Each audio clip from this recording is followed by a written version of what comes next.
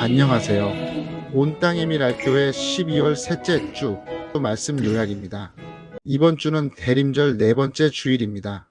지난주 보라색 초에 이어 이번 주에는 흰색 초를 켜는 주간입니다. 이 흰색 초는 천사들의 초, 곧 사랑을 상징하는 초입니다. 대림절 네 번째 주간이 지나면 우리는 곧 성탄절을 맞이하게 됩니다. 그런 의미에서 오늘의 본문 말씀은 누가복음 1장 26절부터 38절이며 제목은 성탄과 사랑입니다. 우리 기독교는 흔히 은혜의 종교라고 말합니다. 그 이유는 우리가 하나님을 찾아간 것처럼 보이지만 사실은 하나님께서 먼저 우리를 택하시고 찾아오셔서 우리를 만나 주셨기 때문입니다.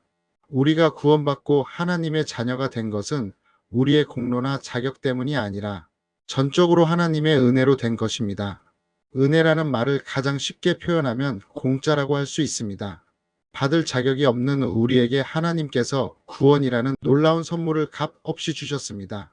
이것이 바로 은혜입니다. 그렇다면 하나님께서는 왜 우리에게 이러한 은혜를 베푸시는 것일까요? 그 이유는 단 하나. 하나님께서 우리를 사랑하시기 때문입니다. 그래서 우리는 예수님을 사랑의 왕이라 부릅니다. 성탄의 가장 큰 메시지 중 하나는 바로 하나님이 우리를 사랑하셨다는 선언입니다. 오늘 본문에도 하나님의 특별한 사랑을 받은 사람이 등장합니다. 바로 마리아입니다. 마리아는 이 땅의 여인 가운데 가장 존경받는 존귀한 인물이 되었습니다. 그렇다면 그녀는 어떻게 이러한 은혜를 입게 되었을까요? 첫째, 이 은혜는 전적으로 하나님의 주권적인 은혜입니다. 왜 하나님께서는 마리아를 선택하셨을까요? 당시 세계의 수도라 할 수 있는 로마에는 훌륭한 가문과 학벌, 인격을 갖춘 여인들이 많았습니다. 이스라엘 땅에도 믿음의 가문에서 자란 훌륭한 여인들이 적지 않았습니다. 그럼에도 하나님께서는 유명한 도시의 여인이 아니라 이방 땅처럼 여겨지던 갈릴리 지방, 그 중에서도 나사렛이라는 작은 동네의 평범하고 소박한 마리아를 택하셨습니다.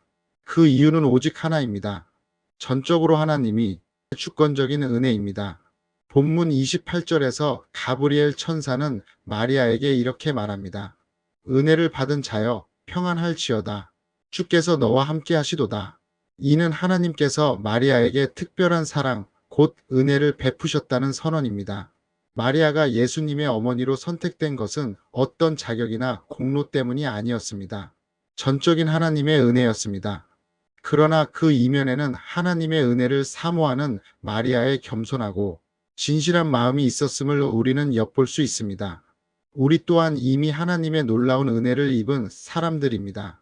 이 성탄의 계절에 하나님의 은혜를 더욱 사모하는 미랄교회 성도님들이 되시기를 주님의 이름으로 축복합니다. 둘째, 이 은혜는 하나님의 능력을 신뢰했기 때문입니다.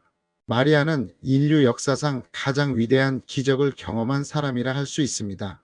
그러나 우리는 그 기적의 배후에 있었던 믿음을 결코 놓쳐서는 안 됩니다. 34절에서 마리아는 이렇게 말합니다. 어찌 이 일이 있으리이까? 겉으로 보면 의심처럼 들릴 수 있습니다. 그러나 영어 성경을 보면 이 질문은 why가 아니라 how로 표현되어 있습니다.